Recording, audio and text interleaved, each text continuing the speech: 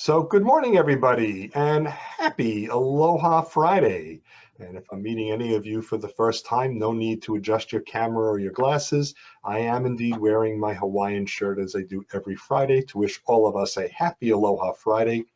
And in addition to being a happy Aloha Friday, today, which is very appropriate for summertime, is National Corn on the Cob Day.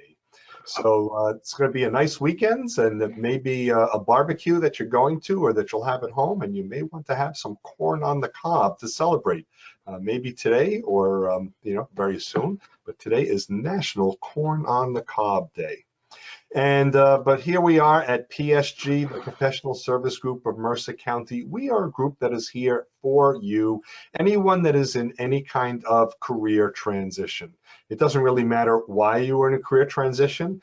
Maybe your prior job was affected by the pandemic. Some companies downsized. Maybe a company had a reorganization. I went through that twice. Or maybe you're taking personal time to take care of a family member. You needed the time for yourself and your family. That's always understandable. Or you're looking to do a career transition on your own, time to do something a little different. So it doesn't really matter why you are in a career transition. We are here to provide you a number of resources, information, a little bit of training, even some interactive networking virtually to help you be more efficient and effective in your own job search. And so among the tools that we offer you is, of course, our LinkedIn group. Our LinkedIn group has over 1,670 members, 1,670 members. But it's not just a group with a lot of members. Those are all people who have been to one of our sessions here at least once, either virtually or in person. So certainly what we do is we only accept people into our LinkedIn group that have been to our session. We're trying to keep what I would call the list collectors, the name collectors out, people that are just trying to get names and lists of people only for their own benefit. One thing that's nice when you have a group of people who are like-minded like us, if you reach out to any of the members in our group, once you're a member of the LinkedIn group, there's a good chance that person will write back to you because they understand the challenges of job search and its importance of keeping in touch with other people and helping each other. So in almost all cases, most cases certainly, when you reach out to someone, someone should be reaching back to you shortly. You can join other groups that are not quite that way. They're a little different, and you would be a little frustrated by people not replying, and that's unfortunate when that happens, but that's a benefit of being in a like-minded group. Once you're in the group, share some articles, job leads, make a comment if you see something on a post that you think is interesting. You can even put something as easy as thanks for sharing or a nice comment or something like that. And the reason why is LinkedIn likes when you're active. And one easy place to be active is just putting a comment or a like on a job posting. The other thing that you can post, and this is really very easy, you're probably getting emails occasionally from recruiters sending you wonderful positions that you are just not qualified for, just outside of your spectrum. Well, if you think it looks really good, you can copy the content out of the email and paste it into the post on the LinkedIn group, and now you've posted on LinkedIn. So it's a nice opportunity for you to share with other members, as well as keeping your LinkedIn profile very active and busy. Also, we do have our website. It is psgofmercercounty.org, psgofmercercounty.org. Please check it out when you have a chance. It is more than just a landing page and an event calendar. It is over 120 pages of content. So it's a lot of information really meant as resources and assistance and getting started type things, all for job seekers. And yes, even though I mentioned the event calendar, our event calendar serves a very nice purpose for you. It shows you the topics that we have in the coming months. So right now, our event calendar is completely populated through mid-October, and it has both the presenter's name, title, and subject. So you might want to go through it, look at some of the topics and presenters to see if there's something that's very interesting or important to you. You're certainly not obligated to be at this group every Friday morning. You're welcome to come as often as you like, but there may be a topic or a presenter you just don't want to miss, and here's an opportunity to put that on your event calendar as well. So go take a look at our event calendar and see how that may be helpful to you as well. The event calendar is a menu item right at the top of the website. Should be very easy to find. Just want to let you know what the logistics of today's program are. Not much different than most of our programs, but just so we all are on the same page. So in just a moment, I will be turning over the meeting to Mark, and Mark will be sharing his slide deck. And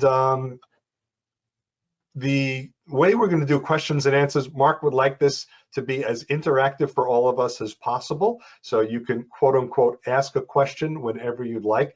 For the time being, keep your audio on mute so there's no accidental background noise. But what I ask you to do is use chat to alert us for questions. Unlike LinkedIn, this doesn't have a raise your hand feature. And chat it's the little kind of bubble icon in the upper right corner of your screen. You click on that and you will see the chat window that's there. And then at the bottom, you can enter your message. And when you do that, make sure you send the message to everyone. That way, Mark and I and maybe others can see the question. If you send it to just me, Mark may not see it. If you send it to just Mark, I may not see it. And I'm moderating the questions, so I want to make sure I see them. And so write the word question, and if that's all you write, once we get to the end of a bullet or a slide, I will just politely interrupt Mark and say, oh, we have a question, and you can unmute yourself and ask the question. Another option would be that you can type the word question followed by the text of your question, in which case I'll read the question out loud and Mark will answer at that time as well. So we're going to be doing that all through the program, and he has saved time at the end for questions and answers as well. So it's nice about having it a bit more interactive. If your question is relevant to the slide that he's on, we can address it a bit more timely to what he's talking about rather than waiting a few slides later. So either type the word question and I'll call on you, or type the word question with the text of your question and I will read it out loud. If you don't put the word question, there's a lot of chatting that's going on, which can happen. I may accidentally miss it. If that happens, I apologize in advance, but that's why your question stands out a little bit. Okay, and so that is our program upcoming. And with that, I will just like to introduce Mark and let you know, Mark, the president at Shift Leadership Development LLC, has held management positions in many industries, including consumer electronics, banking and finance, luxury retail, construction, and global shipping, ranging in size from a handful of local employees to multinational matrix conglomerate. As a talent development professional, Mark has designed, managed, and facilitate leadership programs for teams across the enterprise, from sales, marketing, customer service, to R&D, manufacturing, finance, legal, HR, and technology. Mark is known for delivering transformational experiences with an aim to improve self-awareness and interpersonal dynamics. The results of Mark's works are immediate, practical, and sustainable, helping managers to make their workplaces engaging, effective, and rewarding.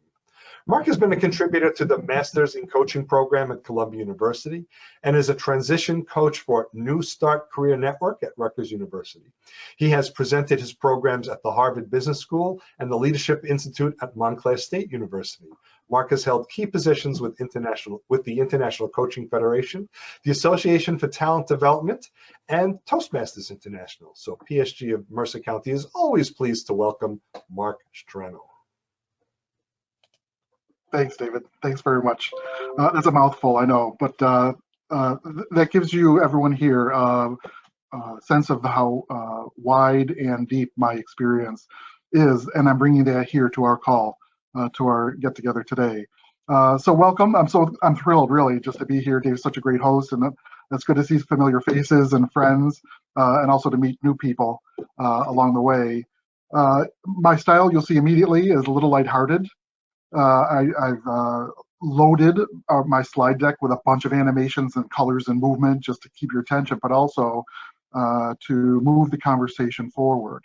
But at the heart of that, I know how important and how serious the backdrop to this get-together is, the sense of getting back to productive and meaningful employment or occupation or whatever is next for you. So I want you to keep that in mind, as much as I be a little self-deprecating and might hopefully get a couple belly laughs out of you.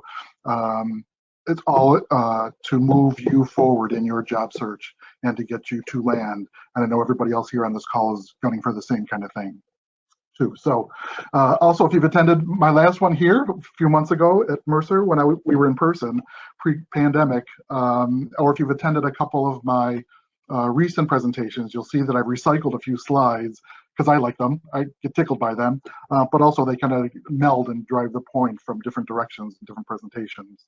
So with that, I'll open up my screen and share that with you. Being in your comfort zone is not good or bad. That's not my message today. But to notice the time and the efforts that you're spending there versus going beyond or exploring what else in your job search, no matter what the results, your current results or aspirations are, is for you to decide. How do I or do I need to break through that comfort zone? And I'll start with a quick little story. I usually tell this in the middle of the presentation, but it's such a funny little thing. Years ago, a high school buddy of mine invited me to his nice suburban home. We're sitting in the backyard, and he's got this expansive backyard and beautiful golden retriever. And the dog's got the run of the whole place, right? And he's got a collar with an electronic fence on it.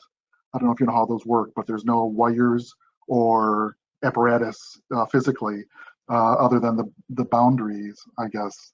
And there's a signal that is that registers in a signal. I guess it's a vibration or a shock or something, mild shock to the animal if he goes to the boundary or beyond the boundary. Well, he had discovered this new ability. My buddy said, "Oh no, here he goes. Watch the back corner of the yard."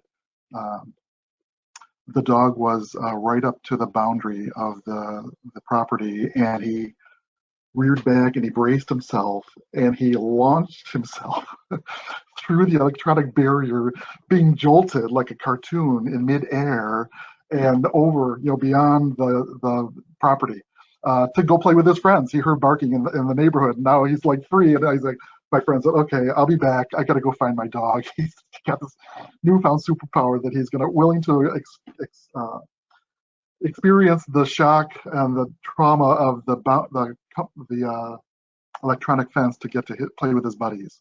So that's one of the main points that we're going to explore here, is what it's going to take for you with your nose against the electronic boundary of your comfort zone, what it'll take to ease you over that, not to like traumatize you through that, but what's on the other side might be very obvious, but the design of what's going on and the help and the benefits of staying for a longer time in the comfort zone, again, will be for you to better mix and match, given your aspirations in your job search.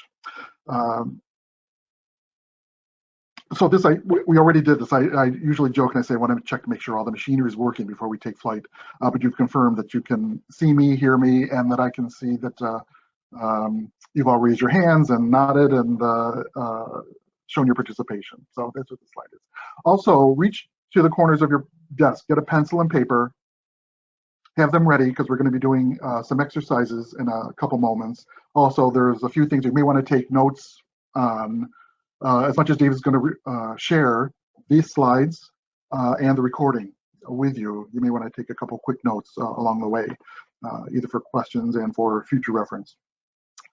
So get your pen and paper while I do the next couple of slides here. And again, in a lighthearted fashion, just to remind you, we're focused on the job search here. Why are we here? And I'm going to give you a little quiz. The first hint, this is a series of lyrics for some of you who might recognize this. Yip, yip, yip, yip, yip, yip, yip, yip. Mum, mum, mum, mum, mum, mum. And you fill in the next line of the lyrics. There would be, our purpose here is to get a job, okay? Sha-na-na. So again, to zero in even further, we're not here to explore franchise opportunities or self-employment or other non-employment things. This is like focused on your struggle in doing something else, what else, something beyond that you aren't doing currently to obtain that goal of what's next. We'll be doing a little inspection, like a little self-introspection, like asking questions and talking about our thoughts and then thinking about what we say. So in that kind of circular thing, talking about our thoughts and thinking about what we say, to the point that the more we understand how we operate by what's around us in the physical world, and understanding more about the outside world, how that's going, what's going on there, and how that's affecting us is going to give us more opportunity or understand further or release things that are holding us back because now we understand what's going on with that. And that's not appropriate anymore. I've way outgrown that, but I didn't even realize that. Now I can actually move it step forward a couple clicks further. And that's part of our design here today too. Also to set in the backdrop, there's no ultimate answer. There's no like on high, up on high ultimate message here. I'm not coming to you with my way or this is how to do it because I said so. We're definitely going to be exploring. There's certainly more than one way to move forward, and with your input in our discussion and my hopefully new and creative, innovative thoughts in the mix there, you'll have more and produce what might be unexpected fruit in your job search. We're going to actually play with this idea of what is unexpected, what is unforeseen, what could possibly happen that I had no idea might be just beyond, around the corner that I can't see or just over the horizon there that I'm gunning for. And playing along with me a little bit here, and a little more elegant or sophisticated word than toilet paper roll, I'm going to use the word oculus. So with your hand, one hand, make yourself an oculus like these kids are doing. Close one eye and put your oculus up to your open eye and just look around your immediate surroundings, the room where you are, just look to your left and right and up and down and so forth. And you'll have an immediate experience of this sense of how limiting it is sometimes that we feel constrained in our job search. Okay, you can put your oculuses away. We'll use them later maybe. But also in this conversation, also in this presentation, we can only do one sentence at a time or explore one question at a time. And we might go down one path and then we might get to the others. This other thing that's so rich, but it's all in there together. And so I'm going to try and cover all that ground to make it as robust as possible. So I'm mindful of this too. Like there's so much we could possibly be discussing, so much that's involved in the job search, and we'll try to get to all of that. Okay, we're also going to examine your foundation. We're going to hopefully maybe a little refurbish your foundation, but you'll also notice as human beings, like we have a default mechanism to compare ourselves with others. So like, well, as far as you've made it, as much progress as you've made, as successful as you've been in your career, we always look to other people and say, well, look how far they are, or look where they ended up, or how come they're faster ahead and they get these results and I'm not, I'm still stuck here. It's happening for them faster, theirs looks so much nicer and mine is this way. So again, that's a tendency we all have. We're going to explore something like that as blind spots and to kind of rein that in so they don't take control and we can drive the conversation. Else, we end up having the experience, for me sometimes more than one time a day, of this hamster wheel in my brain where I'm repeating these thoughts that aren't productive or not encouraging to myself as I sit here solo at my desk, doing my work by myself. And sometimes I put my head on the pillow at night and I'm still like spinning with the thoughts of the day, some which are not as productive or positive. And when I notice it, I let go of them and I feel relieved. And now there's possibility. But when I'm stuck there and that's all that's in front of me is this blind spot, then that's where, again, I'm not as productive as I could be. And again, it's intelligent. Here's what I'm acknowledging you as, recognize you as intelligent, mature, accomplished, smart professionals in your own right with the success that you've had. Sometimes we try to outsmart the job search. And we think, if we do more or use our experience or base what's next on what we've done already, I know the way, or this is how it's going to work, or this is how I'm going to succeed. And if you had done that, if you had cinched that, you probably wouldn't be on this call. So there's still something missing. And it might be the strategy we put in place is one thing, and there's an order and process and predictability we want, that stability. But beyond that still, there's some ways we're still confined in our comfort zone that we haven't gone beyond that might reveal something else we could be doing. So here's the idea: is that, if there was a formula or there's a recipe how to get a job, you'd all be doing it. We'd all be doing that, following that, and getting the jobs that we desire. But in arithmetic, we know the answer. Like, it's just a done deal. We know arithmetic, algebra, high sciences, and so forth. But back down to the very, very basics. 1 + 1 we know is reflexively 2. That's the answer. If I presented you in a job search, though, 1 + 1 + 1 + 1 + 1 in the job search domain that's not arithmetic, the answer isn't what might be obvious here on the screen. You think you just add them up like a math. It's not.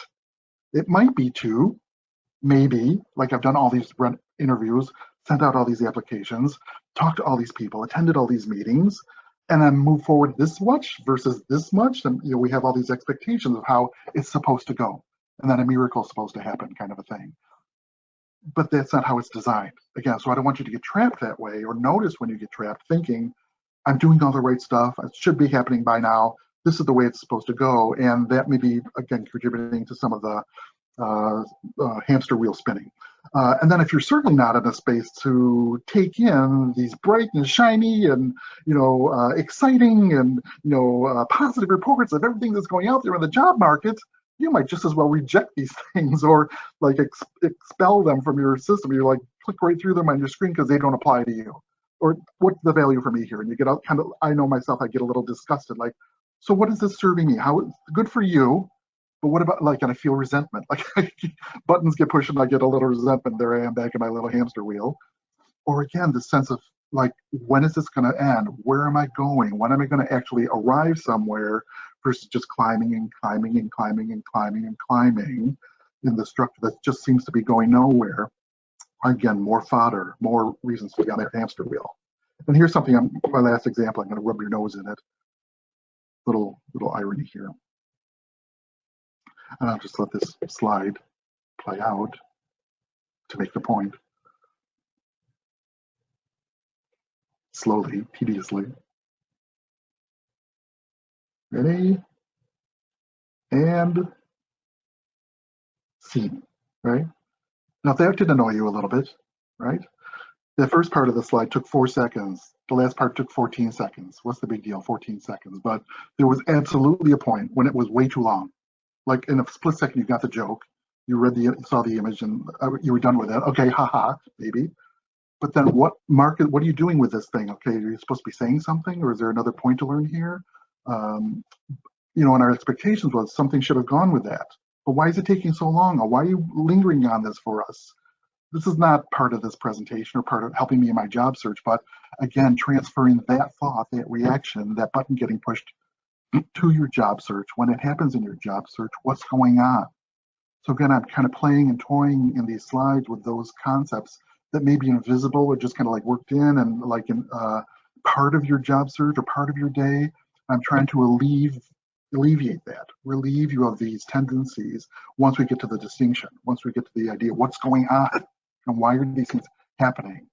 And I am absolutely mindful, again, I do not want to leave you in this kind of exasperation, this state of mind, or experience even during this presentation. And again, I know I've overloaded it with a lot of content, but with opportunities for us to have discussion and exchange back and forth. My design is to actually instill in you the sense of success and victory and possibility, and it's possible and you're worth it, and it'll turn out. But with this new information, which is going to be based in 3 sections. Here we go into the main part of the presentation. I've broken this up into 3 basic sections. And we're going to talk about what's going on in the background of the job search, or our human nature, kind of. The boundaries, we're going to talk about boundaries and barriers, mainly about that comfort zone. And then what about the breakthroughs? Like, how do we actually get to the other side? Or what does it mean to actually be right up against the boundary and get through that, like my friend's backyard dog? So here we are, kind of like, everybody, I want you to kind of sit up and take a breath. Let's hit the reset button. I'm going to sit back for a second myself and take a breath and come back to the presentation, and we'll start this new subject, talking about last year, leaving 2020 behind. Here we are now at 2021, middle of 2021 already. And we thought, okay, so in January this would have been like a bright new world, and like all of that is behind us now. But what's actually happened is like there's this whole new slew of sorting out and figuring out, and things are different. And now, how does this work, or what are we doing, or what are they doing, and so forth. And so it drives home the point of this VUCA world. And some of you may be familiar. Anybody raise your hand and want to chime in and tell me what the initials VUCA, VUCA stands for? It came around, I think, in the 80s through the military. It's been around, but now it's in the vernacular of our business world. It's a VUCA world, they say. It's a VUCA world. It's our situation around us. Anybody know any of these 4 letters? Has anybody seen this before? Give a flash on the screen or clap your hands or something. I can see if it's familiar. It's a new term. Good. Okay, good. This is great. So it's just an expression and something that's like age old. It's not like a brand new thing happening this year, but the world around us, given the circumstances are, thanks for that. Thanks, Tampa Wig. I got it. I got it. Volatile. The world and the circumstances around us are volatile, uncertain, complex, and ambiguous. Now that's quite a soup. You combine all those things and just isolate each of them and their different aspects. Like, what does that mean? And like, again, that's not new. We could have probably pointed to our situation if we were job searching or employed pre-pandemic.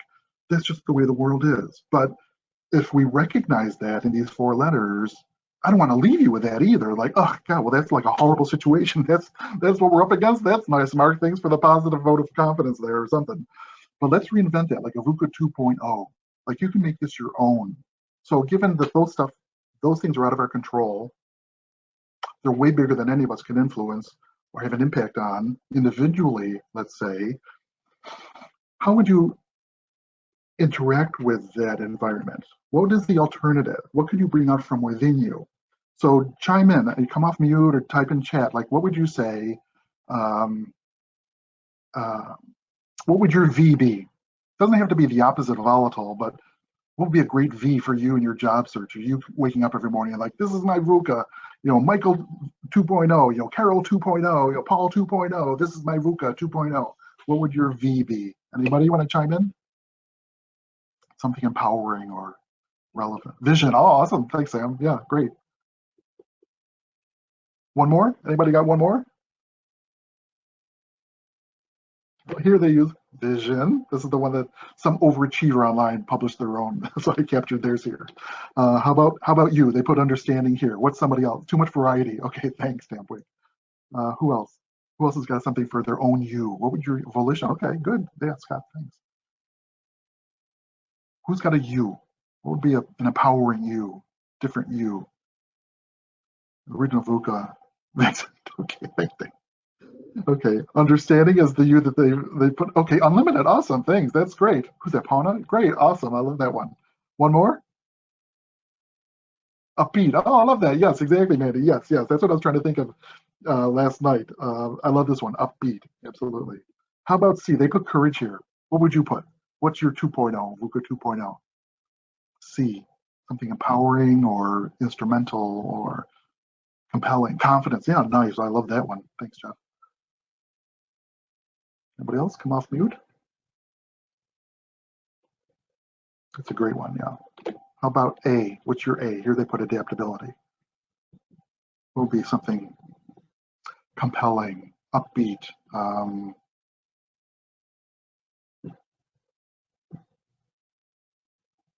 Awesome.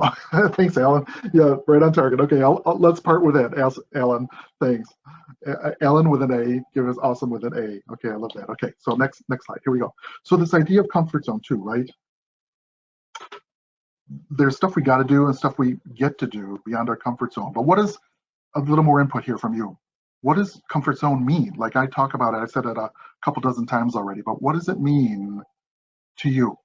Comfort zone. What is the nature of it, or what is the term? Where does this come from, or what is its impact on you? Familiar and routine. Okay, yeah. Are there benefits to it? Are there limitations to it? What's the idea of this comfort zone? Why is it a thing we call the comfort zone? What's known? Okay, thanks, David. Predictable. Yep. Thanks. Yep, Julie. Yep, stress-free. Okay, now. Yep. Julie, I'm going to challenge you. I'm going to show you how staying inside the comfort zone sometimes is not absolutely stress-free, but that's where we come to, right? For that comfort, for that stress-free, for that predictability, that stability, not needing to stretch beyond what you know. Yeah, exactly. So that's the idea of the comfort zone. And again, when that's not working the way that's supposed to, then you're really problematic because you're pushed. You can't go beyond your boundaries. But inside the comfort zone, I'll twist it up now and then not. Yeah, easy, no stress, no growth. Yeah, good. Okay, so that's the idea too. That's the challenge, and the horrible part of this is that the comfort zone may not be the place you want to be. Maybe the relief is outside your comfort zone, ironically, right? So they say that's where the magic happens, right? If we play our cards right today, I'm going to help you stretch or expand. We're going to grow just in this discussion so that the same things you got to do or get to do aren't even a problem. It's just stuff you're doing now.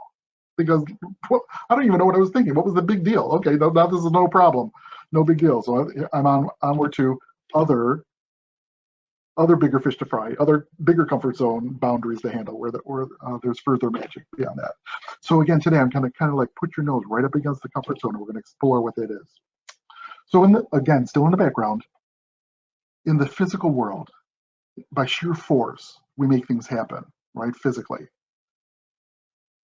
But what are the limitations, like moving A to B? We lift things, push things, move things. But what are our limitations in the physical world? If you were alone and you had your body and had to do tasks, what would be beyond you? Why would something be unattainable or undoable for you as a individual in the physical world? Because of your limited what?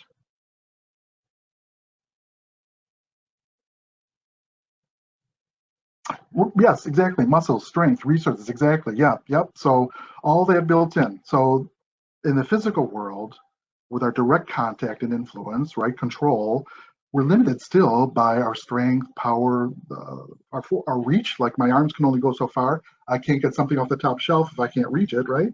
And physical conditions too. In contrast, though, not physical world, in the world of communication and community is where we make things happen beyond the physical world, right? We do things together. And how do we make things happen there? What do we use in the communication world, in community, to make things happen? What happens in community? You come together, and we just did this at 10 o'clock.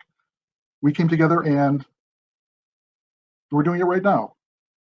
Chatting, communicating, talking, discussing, requesting. We've made a couple requests already. Please take yourself off mute. Please put yourself on mute. People oblige. We make commitments, we make promises. Those are all stuff in the non-physical world, but those also have an impact on us, on what we're doing. We make agreements, trust is built, trust is lost, in the non-physical world, in community and in communication. And those things are where we make a difference, but they also make a difference on us as we're growing.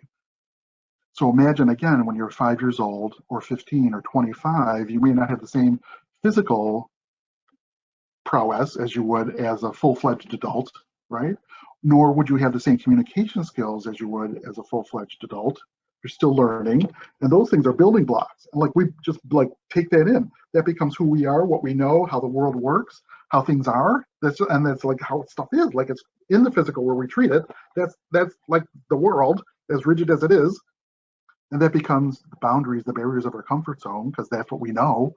Who's going to go outside that? You can't, right? Like the 4-minute mile, you just can't until somebody does, right? I'm like, well, there's a possibility there. Okay, somebody's done it.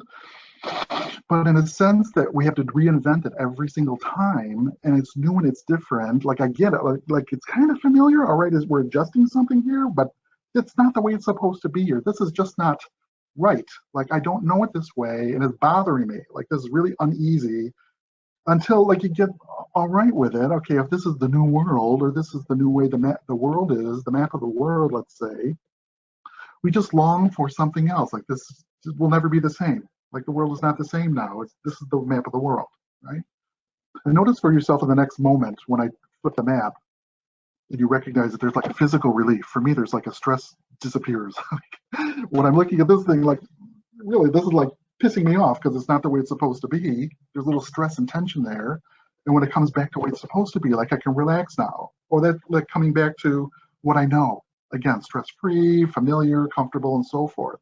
And again, that's what we long for sometimes, or we can't return to, but it's there like a barrier, like a thing in our mind that's got to happen, or which should be, or whatever. That might be some of the limitations that we do. Okay. So I don't. So how's everybody doing? I'm just doing a little read here. Is everybody exasperated already? I see a thumbs up. You guys all right? Give me a thumbs up. Everybody sit back and take a breath, like kind of like relax and get offline and come back. Take a deep breath and come back. And again, remember, I want you to, ultimately we'll end up here. That's where we're going. Okay. Any comments so far? You with me? Like, are you getting the point? Am I like over dramatizing this? Am I going too much, too far, too deep, or like, what do you think? All right. There are no questions just yet, but folks, of course, you can. Loving the presentation. Presentation is great. So good. Got some nice. So far, so good. Okay, good. Thanks for staying with me. Okay. So boundaries and barriers. How does this apply, Mark, to my job search? So what are you getting at? Like, what are you doing, right? So here's the standard issue, right? 10 fingers, 10 toes, right? Okay. Human nature, right? Standard issue. Also included in the kit, blind spots. Okay. Now, come off mute, tell me your chat. What are the blind spots? What are those about? You might recognize the term, maybe it's a new term for you, but what do we mean when people say, oh, that was in my blind, or that's in my blind spot, I don't even know what's going on there. With mirrors on the cars, they attach mirrors to cars for what reason? To be able to see in our blind spots that we couldn't see if we were facing forward or without looking around at traffic this way, we can check out our blind, hidden jobs, good. Confirmation bias, okay, yeah, good, thanks, Neil. That's Neil, no, thanks. Yeah, Alan, yeah, it's there, but you don't see it. And that's like virtually, that's the whole point of it. The stuff's there, but we don't see it. And it's like it's immutable. It's like a force of nature, kind of like gravity too, right? Yeah, you're unaware of it. Thanks, Julie. So this idea that we can't argue with it, it's just there. We have to end up working with it or getting help with it. Again, like these side view mirrors in the car, that's built-in technology. But what do we do? How do we see? What's our best? What's the best and most common way to see what's in our blind spot? It's a person. Yes, Mom, right, exactly. Like, so people around you, your best friend or your friend, your buddies or your family's going to tell you, you know what you look like? You know what you sound like? You know what's going on? I don't know if you can see this, but just put your glasses on. Right, thanks, Edith. But that's the idea. Like, you can't see it, but got to rely on what's around you, the resources and people. We're going to get to that to help you through your blind spots. Yeah, yeah. With the toilet paper roll. Okay, thanks, Edith. Okay, so here's my four-legged friend, not my buddy's backyard buddy, but look at how the dog what the dog does to get in and out of the house. Bark, wag the tail, and then the big guy comes, right? Bark, wag the tail, big guy comes, opens the door, now the dog can go in. And to go out. Bark, wag the tail, the big guy comes, opens the door, but the dog doesn't see that the guy doesn't need the door open to go in and out of the house. But there's some force field there for the dog. Like, they don't get like, oh, I could just follow him through the space, the open space, right? You getting this? You see how funny this is? It's one of these silly little videos, but it's dizzying, to play it over and over again. But I hope you get the point, because this too, it's kind of like self-sabotage. If we don't recognize or see or have the resources around us to help us with these blind spots or help us where we're not seeing things in our job search, we could be doing ourselves in. Okay, switch gears a little bit. I'm going to play with a couple lines here from philosophy, from history, from literature, and from entertainment, modern entertainment. Okay, not so modern, but here we go. You may have seen this poem before. To do is to be is to be or not to be, do. Okay, so now with this being and this doing throughout history, that gives us what we have. Okay, so we're going to explore this for a second. The results we have or the things we have are based on what we've done or not done. Right? So we have results, outcomes, things we now have or know because of what we've done. And what we've done is driven by how we're being. Okay, I'm going to do this way because I'm happy, or I'm going to do it this way because I'm angry. So how we're being drives what we do or don't do, and that determines what we have, the results we get. So in a way of saying our attitude or mindset, emotions, frames of mind or so drive our actions and behaviors, and that gives us the results or the outcomes. Okay, so for example, here's a couple I'm going to give you. If you're waking up and you're feeling industrious on Monday morning, you're going to be doing stuff consistent with someone who's feeling industrious, being industrious, and you're going to get those results of someone who's just been spending an hour or two being industrious or diligent. Okay, I'm going to make those calls, I'm going to finish that list, I'm going to knock off my to-do list or whatever, and you're going to be doing things, and you're going to be not doing things, but you're going to be doing things that are consistent with being diligent. You're going to have results because you're being diligent. And on the flip side, though, you might feel a little resistant. And so I'm going to be someone who's resistant. Ugh, all right, it's Wednesday morning, got to do this thing again. Didn't do it on Tuesday or Monday. Okay, so now I'm going to do it today or not. Inactivity or resisting, avoiding is an activity. So you're going to do those things consistent with being resistant, and you're going to get the results from someone who's being resistant. And same thing with like dismissive as another random example. If you're dismissive, oh, I don't do that kind of thing. No, I don't go to those meetings. No, I don't want to make those phone calls. I don't know how to do that, or not comfortable, so I just don't do that stuff. And then you get the results or unresults of doing or not doing stuff. Now that's just 4. In any second, well, first, so then you can start to see like how they start to categorize themselves, and you might start to find a trajectory. If the results end up in a certain domain, and that might be a little different or in contrast to others, other categories of, being and doing, given the results that you have, right? That's easy to understand. So not just 4, but like try on 400. And you can only be doing one of these words at a time. So like I'm going to hold being productive in reserve while I'm being a jerk for these 2 minutes, or disappointed or sad, or triggered by stuff that's going on in the kitchen, or something just happened in traffic, or going out of the grocery store or whatever, or on the news. But at moment to moment, hour by hour through our whole days, look at any of these things. Well, first of all, let me point out that only 2 of the columns on the left are positive. It looks like the rest of them are all kind of like sad days, bad days or something. You're like, but every single one of these words. Pick a square, pick a word, and then pick a second one and a third one. Every single one of these words. It's amazing. You may have experienced many of these, and recently. Sometimes we have unpredictable or recurring circumstances too, and sometimes they trigger the same kind of thing, but we may or may not deal with them the same or differently. But again, we can only do one at a time.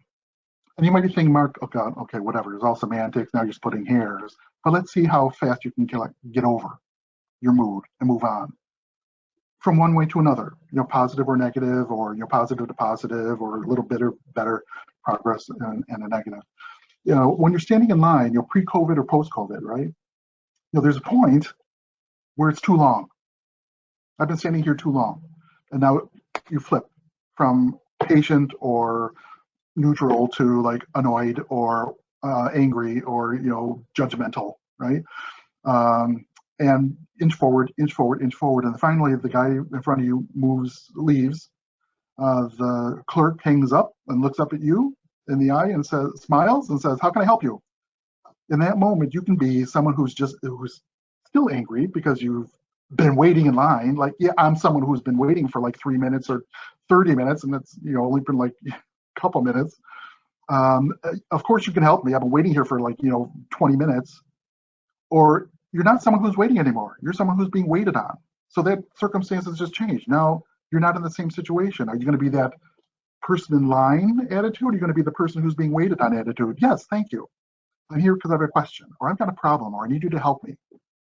Who are you going to be in that interaction, even though the circumstances have changed, but do you linger or hold on to those things? And when does that happen in your job search? I just got a rejection, another no thank you. Okay. How long is that going to last? The impact of that or the feeling of that. And I get it. It's not easy to get it over and over again. Hear that same thing, and every time you put your best foot forward, your best face forward, and it just seems that way. But still, this is the wake up. I hope you're seeing like something new or something like, oh, I'm somebody who does that, me included. I'm the one that's like pissed off on the phone with customer service or at the airport or whatever, the counter. So to the job search directly then, I'm going to say there's like 3 main places, things you got to do and things you get to do, right, in the job search. There's people to know, right? Strategic people, the right people, get me introduced to this person or this company, or I met this person at a meeting, they sounded cool, they sounded smart, they sounded like they might be able to help me. There's places to work, target companies, they're in the neighborhood, they're future-oriented, technology of the future, or look stable, or my buddies work there, or they're in the neighborhood because I got a lot of logistics and kids and driving around and I wanted to be convenient. And then there's professional skills, right? The new technology, the new software. How many new softwares are there? Every week there's a new software that you got to learn. It's in the new job description, the next job description, and you got to know this software or whatever. Presentation skills, communication skills, organizational skills, leadership, management, joining teams, not-for-profit, volunteer work. Do you do these things to develop your skills? Well, I do some more. Yes, I do that. I do it again. And then I do it again. I got it, a recurring thing I do every Wednesday morning. And then I do this, and then I do that.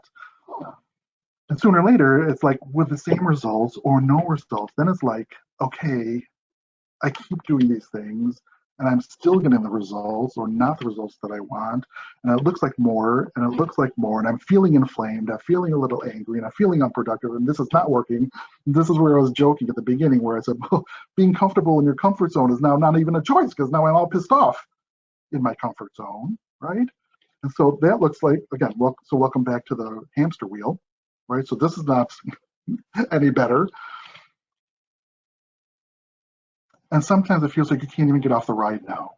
I'm like kind of hooked, or I'm committed, or this is the way it is. Again, this is the way the job search world map looks like, and it's not fitting me. It doesn't suit me. I don't know what I'm doing here. I'm smart, I'm intelligent, I know what I'm doing, but it's not working. I'm totally thrown off my game. I don't know what's going on or how to fix this. It's broken. So what do? You find like a way and you become a little comfortable. You find like you let yourself off the hook, or you just kind of go along. Like, can I jump off this ride? No, so I guess I'll just go along with the ride for now. Still, again, this month, this year, maybe it's been a couple of years or more. And the hard part, the terrible part, is that it may be hurting your literal survival, like your bank account. We've all probably felt the pinch more so in the last 12, 18 months or so. So I'm mindful of that. So your survival, and my short circuit, your job search itself, your willingness, engagement, wanting to be active and upbeat, and the promise of your job search, and that might get compromised too. Okay, so that's the background. Are you still with me? Are we good? This is new information. I know I'm kind of like presenting a different kind of topic, but I want you to sit back and take a breath, okay? Let that go and come back ready for the next part again. Here's where we're going. This is our outcome. This is what we're driving toward, okay? Oh, so this is the part of the exercise. Get your pencil and paper now. Ready? We're going to do a little chart. Draw a table on your piece of paper. 3 rows, 3 columns, very simple. And the first square, the top left square, put people to know. These are the 3 things. We're going to explore those 3 things. People to know, places to work, and professional skills, okay? So write just 1 or 2 things that you're doing to add to the people you know, to increase or improve the quality or the quantity of the people you know, the strategic, the right people to know in your job search. Just 1 or 2 things. And then also write in the bottom of that column, this bottom square, things you're not doing. I know that's how you would meet people. I'm not doing that. I know other people say they do this thing to meet people. They share they met so-and-so or attended whatever. I'm not doing that. I don't do that. Okay, just write 1 or 2 of those things too. You know them, but you don't do them. Same thing with places to work. What do you do to find the next employer?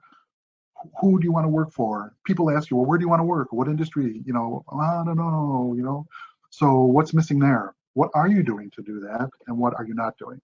Were you holding back or feel you're ignorant? I'm just a loss, I don't know. How do you pick some industry or how do you pick employer? Whatever that is, put 1 or 2 things there. And the third thing, same thing with professional skills. Okay. Are you attending seminars? Are you, getting certificates? Are you part of professional organizations? Are you, attending these MOOCs, massive open online courses that are free, like Coursera, EDX, or whatever, any of those things that you can browse and just kind of start and see what these courses are about. See if you're interested and want to pursue them, complete these certificates for pay or for free, or not. And you think, well, I thought I was interested in that stuff. I guess I'm not. I don't like this stuff. I can cross that off my list. But then there are other things to develop that you're not doing. Write 1 or 2 things there. Okay, so you should have some content. Okay, so now check out these bottom things, the things that you're not doing, that you know are there. They're possibilities. You could be doing these things, but you're not. And you're probably stuck or relying on your comfort zone to protect you from going and doing those things. And I'm going to suggest that the faded words at the very bottom, fear and frustration and fight and fatigue, are history that we all have, myself included. We all have history as humans, standard issue, right? We've made it through life this far, overcoming or getting through or past these whatever fears we've had, frustrations, having to fight, and fatigue with all these things. They just kind of come with us too, right? In the meantime, though, they may be holding us back, right? So where we've struggled with those things and failed, again, we've all failed, okay? Those things that we failed, if we haven't learned the lessons and moved on, they haunt us. So there's a different experience. If we don't incorporate them, like what was going on there? Why does this keep reminding me that I suck, or I'm afraid, or I'm a little, scaredy cat, or I'm not that kind of professional, or other people can do that. That's not the kind of person I am. Whatever, fear of rejection, yeah, absolutely, that kind of thing is so common, right? But that's again the stuff that's going to feed that spinning hamster wheel out of your control, because the stuff's not going to go away. It's your history, and if you're remembering it, there's something going on there, right? But here's how we deal with it. Like waving a red flag, like a cape in a bull's face. We're ready. Like, so people will say in your blind spots, noticing, have you tried so-and-so? Or you want to come to me with this to such and such? Or have you tried this, that? Or you've been over so-and-so, or you whatever, or have you tried some, like, oh, no, I don't know how to do that. Or no, I'm not good at that, or I don't want to do that thing, or, I can't, just whatever. And the sad thing, what's insidious, is that no one's going to call you on it. They're not going to say, really? Really? You're not going to go to the thing? That's exactly what you've been talking about you want. You're not going to go? Or, oh, come on, just come with me. Like, I haven't done that kind of thing with people, even as a coach. Like, I don't do that to adults. And sometimes probably because I don't want them to call me on my stuff either. Like, I got my own red flag, my red cape, right, in the face of the bull, right? So I got my stuff that I don't want to do, and stuff that I don't, that I'll, push away, that I, delay and procrastinate. I do that too. But here's the thing: that stuff is like our ready response. Like, get away. I don't even want to talk about this. I don't want you to suggest it because it's outside my comfort zone, right at that where my nose hits that line, right? That becomes the boundaries and barriers. Right? That are our comfort zone. That's the delimiter. That's the stuff that we won't deal with. Like my buddy's dog in the backyard. He's dealing with, okay, I don't like getting shocked, but I do want to play with my buddies. Is that what your job search looks like? I don't want to embarrass myself. I don't want to be rejected. I don't want to feel that pain anymore again, but am I going to do something else? Am I going to try this other thing? Am I going to do it this time? I'm going to put it on my list. I'm going to do it. That's the crux of what we're talking about here. And what's the resistance? What's the thing that's going on? Do we do or we don't do that? You with me? Okay. This is not bad news. This is like hopefully a revelation. Like hopefully you understand this, or this makes sense to you. You can see slowly, piece by piece, where you might be doing this yourself. And it's something I struggle with all the time. I do this all the time myself, right? So here's the challenge. Here's the scary part, right? Can you now pick one thing you would consider? I'm not going to challenge you and make you do this in the seminar here today. That's not what we're here to do. But would you consider one of those things in the bottom row that you might do, you could do? Yeah, I could do that. And you would do that if you had the right access or feeling or support or something. What would one of those things be? Any of those things, one of them. Just pick one and move it up into the neutral zone. And we'll get to the later part of getting to that, if you want to get to that later, okay? But right now, just write one of those things, if you feel you can, that you would do if you had the right circumstances, like the right combination of things going on to support you, okay? Another breath. That was a big, chunky, big, fat, overloaded slide. Okay. All right, here we go. It's now the breakthroughs. Okay. Fresh breath. The good old days. I remember when, back in the day, work looked like this, for good or for bad. But that was then. This is now. And here we are in our modern workspace, easy breezy, light and airy, right? People mingling, and we're doing stuff together, projects together, results. And the future, our current future, and the future, right, of work, right? The new road to success. It's kind of virtual, and we're working remotely. So how does that challenge relate to those new workplaces? I've broken this statement you can read all together into three little parts, though, three statements. This one you got. This is who you are, walking around. Strong enough to stand alone. I know that. I get that. Smart enough to know when you need help. And here's a hard thing. Brave enough to ask for it. Okay, so be strong enough to stand alone. Smart enough to know when you need help. And I think we have a sense of that. And we do or don't do that. But to do it, sometimes it takes to be brave, have courage to do it. Okay, kind of like a three-legged stool. Anybody want like Applebee's, those high top tables, they rock and someone wads up a napkin to stabilize the table, right? So like a three-legged stool in your job search, these three things, being strong, being smart, and being brave, are part of your job search for a stable job search process, right? You're happy. I'm doing my job search, that's what I do, I'm a seeker. But sometimes these blind spots are going to sabotage you and rock your job search, and then you're not so happy anymore. I need you to be resilient. I need you to find your way, or someone to help you in those blind spots to get you back on track, especially during extended job search, that you're back engaged, energetic, enthusiastic, and positive in your job search again, okay? So again, maybe this in the crux of all that. Okay, again, this is not new. This is age old. Go back to when people wrote Proverbs. Does anybody write Proverbs these days? I don't know.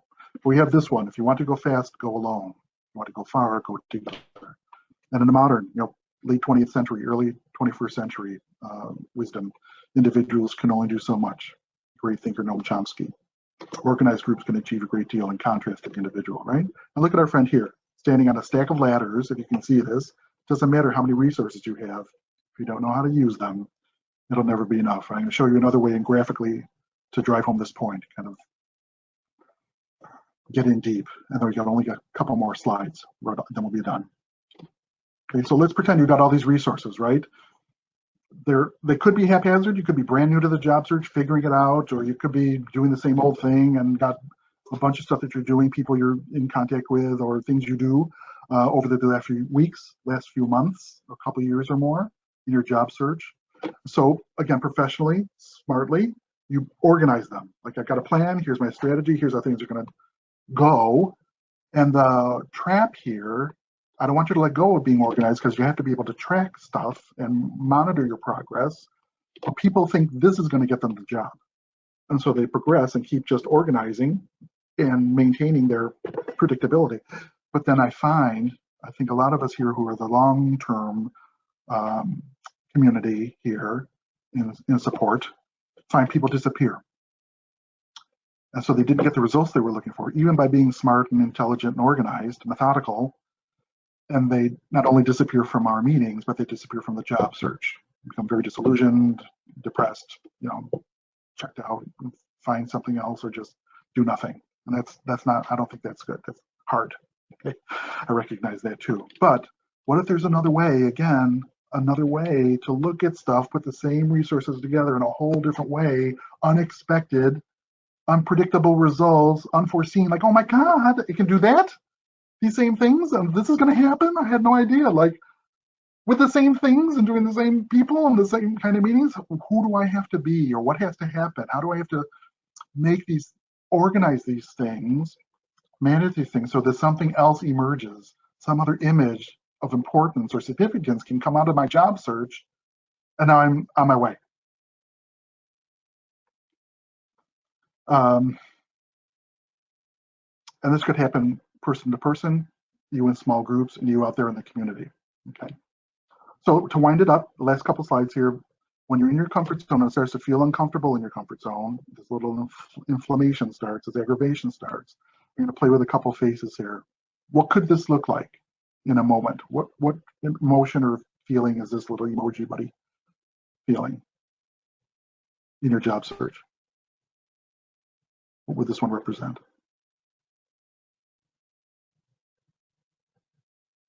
Yeah, frustration. Say, okay, thanks, Alan. So in your job search, while you're feeling frustrated, or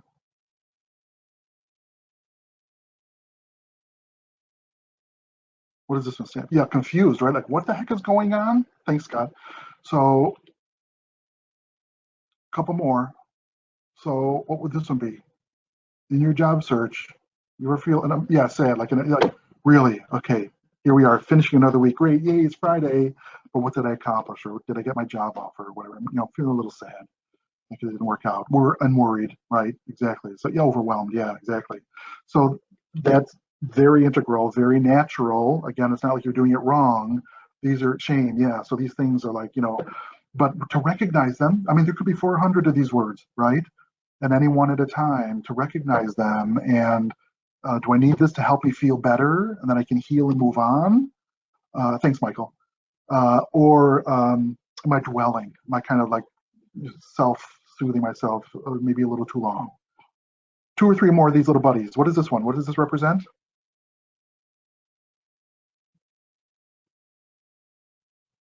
This little emoji here on the right. That confusion, right? That's a good one. How about this one?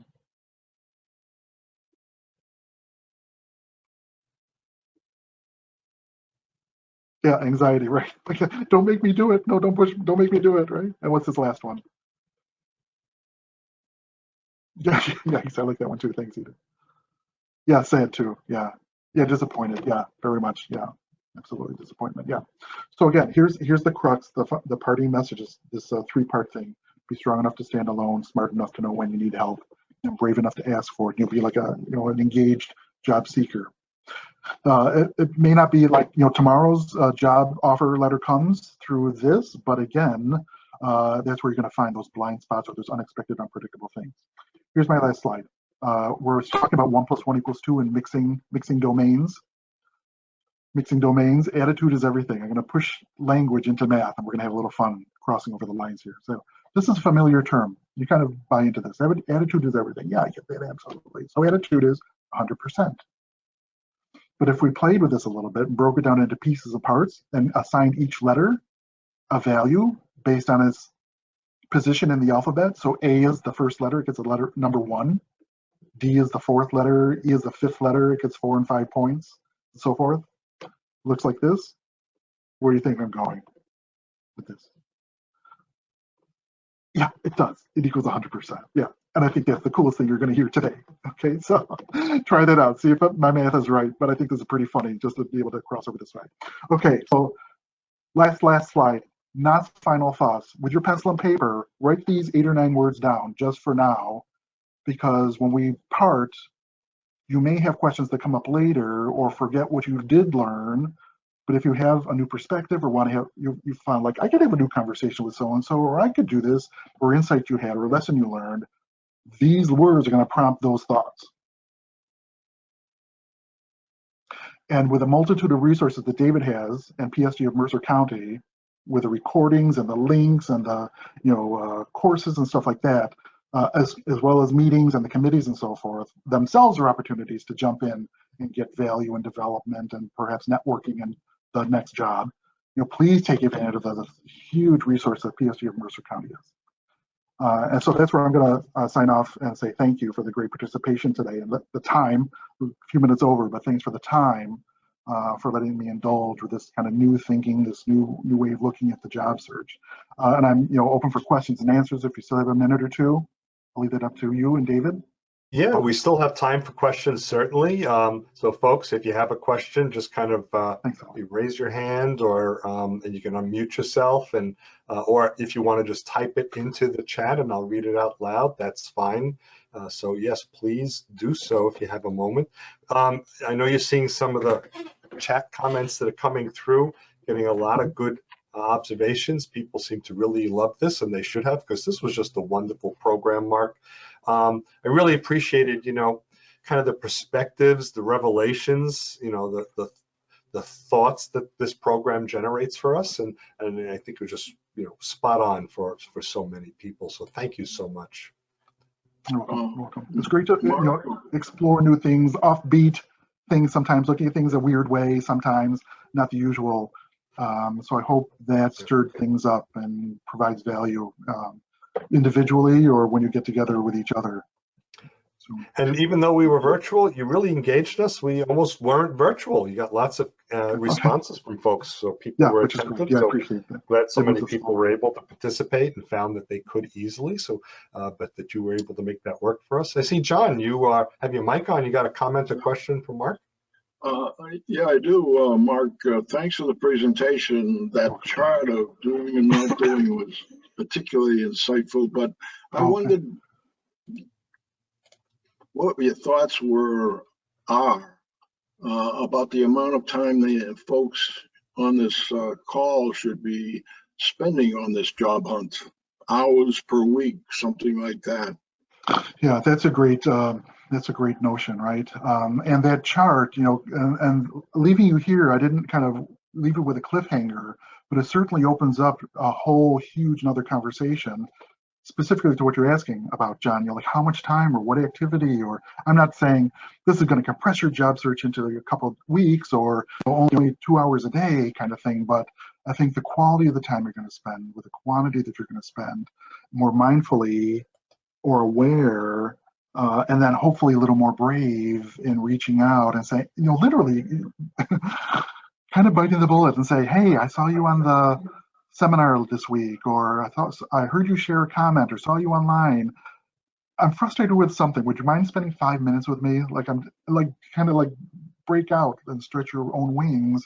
And that itself, that extra few minutes, more time, might open up something that'll bring you in spending less time, because now you have new resources or new whole community you're introduced to, or another domain of information that you didn't know was out there. And like, oh, God, I'm trying to reinvent the wheel, and all this stuff is already out here. So it might curtail, the number of hours you spend. But I don't have a number or an answer conclusively, but I think that's the tendency, the opportunity. Right. Well, what would you think? You had a job before. Now you got a new job. Should you be spending something like the same kind of same amount of time? Yeah, I recently in mid-April got a contract. I've been looking for full-time employment or contract work, and I got something. And so I put all of my not-for-profit, my volunteer time, had people back me up and reassign stuff so that my calendar was clear to do a full-time position, and my whole frame of mind changed. And I didn't spend as much time on my own job search per se, and it was crazy. Like I was noticing it happening for myself. My whole being changed, so what I was doing changed, and the results of my job search stopped and stalled because now I'm just focused on my work. But that itself became crazy and like undefined and like a negative experience in the contract work. So now I'm stressed out, which I had never felt. I haven't felt in such a long time at work. So that's affecting me, how I'm being. So I didn't even have time or the inclination to do my job search at the end of the day. So I also noticed when we go from these fields or frames of mind to another, stuff just happens. And if you notice that you're doing it, then you can manage it. So then with a full-time, now that has ended because it was a bad project, ill-planned and ill-managed, no strategy. So it ended early, thank God. Now I'm feeling relieved, and I'm feeling creative, and I'm back in the saddle. I'm doing stuff on my job search, spending more time, feeling more productive, producing more actually. But again, now I'm in this other frame of mind because I'm not stressed or like committed or limited. So again, I noticed again in its quick succession how changing the space, changing these commitments changes this whole being, doing, having thing. So when you do have a position, or you are in a part-time job or two, or you are working full-time, you've got your new thing, you may want to just kind of examine what you enjoyed most. Is that an hour or two a week, or maybe constructive or productive work to expand or further something? Is that an hour or two a week? And just kind of in bite-sized chunks, so it doesn't become 40 hours of this and 40 hours of that. And if I'm not doing both, I feel like I'm messing up or not committed to those things. So great question, important consideration. But there's so many ways to look at it, to approach it, work it in, find a way to make it work out. Yeah. Thank you. Yeah, you're welcome. Anybody else have any perspective on that though? Like, how would anybody have any experience too of changing spaces, changing domains recently, and noticing that? Yeah, I can make. Yeah, Joe. Can I make a comment? I just wanted to add to what Yeah. it asked. So I read some a while ago. This is Joe. I read something a while ago that if you break up what you do into thirds, and this is not all your time, but you should be spending a third of your time and whatever time you can allocate towards people who you can help, a third of your time with peers, and a third of your time with people who you want to aspire to learn something from, or where you can improve skills based on what they're doing. And that could be a way we allocate some of that non-dedicated work time to trying to continue to give back and continue to improve, which can be even when you're not doing a job search. So that was my comment. Yeah, great idea. These models, I guess, or tips, or ideas. There's so much stuff online. Your inbox is probably exploding like mine, with everybody's an expert, or everybody's got the greatest new ideas, or the top 5 tips and techniques, or the best whatever, or how to, like they got the solution to everybody's problems, all the ailments of the world, right? More so since the pandemic, since last year, I'll say. But filter all that stuff out. Find like this 3-part thing and try that on and see if that works for you, even for a time, maybe not permanently, but you're starting to think and look at things in a different way. That itself might be a relief, a release, or an access to something new. Or one of these articles with the 5 top techniques. They may just be 22 years old and writing content for quick little thing they're doing now, without much work experience at all. But they may have great ideas, new perspective, new insight or outlook on stuff that would be helpful. New ideas to you, that's what you're looking for. And again, apply them, try them as much as they work for you, and then move on and find something else. So there's no shortage of support out there who can help us.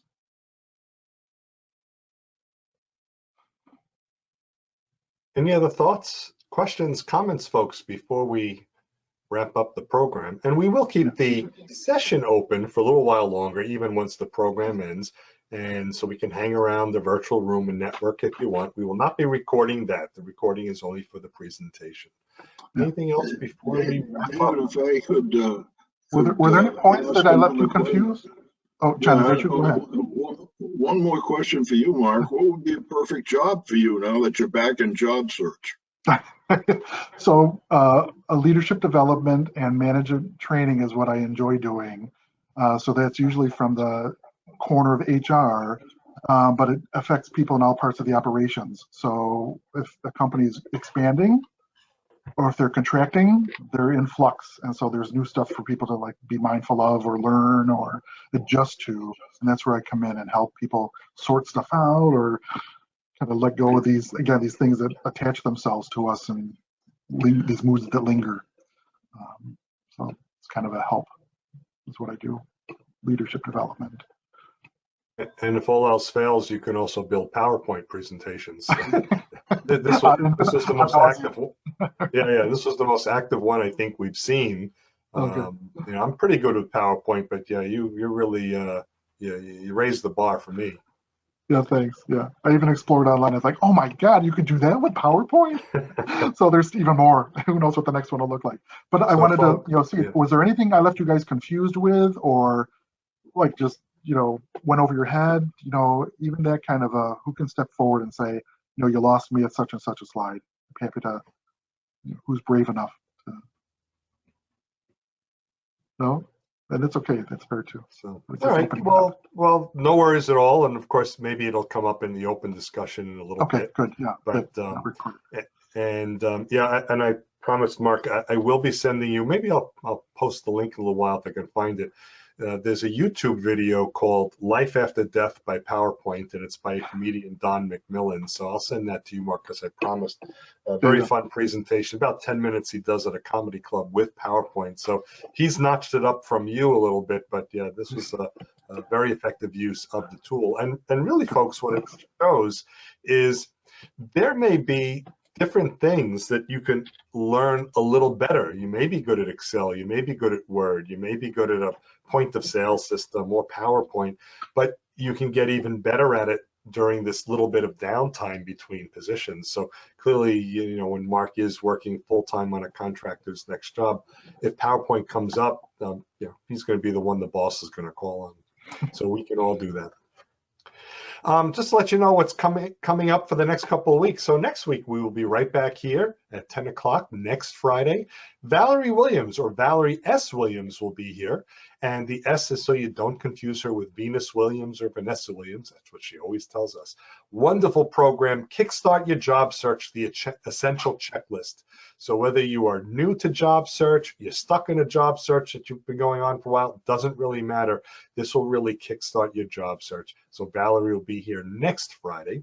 And the following week, June 25th, Ken Lang will be here. Ken Lang will be talking about LinkedIn and bots.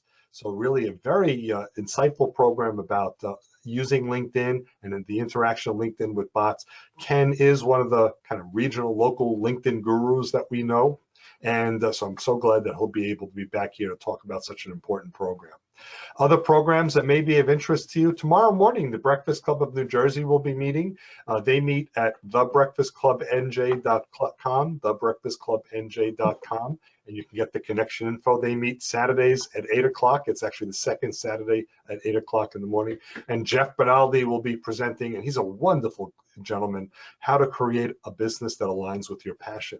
And really, aligns with your passion is important, because you could also say how to find a position that aligns with your passion, how to perform a job hunt that aligns with your passion. So Jeff's going to be talking about that. And then New Jersey Job Seekers does meet every Tuesday at 7:30 in the evening. This morning I posted the connection information in the PSG of Mercer County LinkedIn group. So please go take a look at that. Tuesdays at 7:30. What's nice about that group, it's an open discussion, but job search only. And the topic is whatever you want to talk about. So maybe you've got an interview coming up. Maybe you're struggling or stuck with something. Doesn't really matter. We'll all pitch in to help. And our cousin organizations, PSG of Central New Jersey, psgcnj.biz, psgcnj.biz, meets Mondays at 10:30 in the morning. So go to their website, check out that information. And PSG of Morris County will be meeting on Wednesday at 9:30, psgmc.org, psgmc.org. So you can check out their website for upcoming programs. And they've got a couple of good ones coming up, so you'll want to learn more about that if you can. So once again, the video of this session will be available probably by the end of the day. It is on our website. Go to psgofmercercounty.org. The right side of the screen has an icon and link for YouTube. That's where we post our videos. And then above that link is the meeting presentation documents. That's another link. Now, we are posting the PDF of the slide deck, but I agree with Mark. The slides in PDF version are really not going to be quite very entertaining or helpful, but thank you for sharing that. I'll also be putting the chat, the meeting chat there as well. So if there's any information you want to come back to, that will be there. So that will all be posted shortly. So once again, thanks a lot to Mark. Terrific presentation, so engaging. That was wonderful. And until we get to see you virtually next week, I'll simply say, bye, everybody.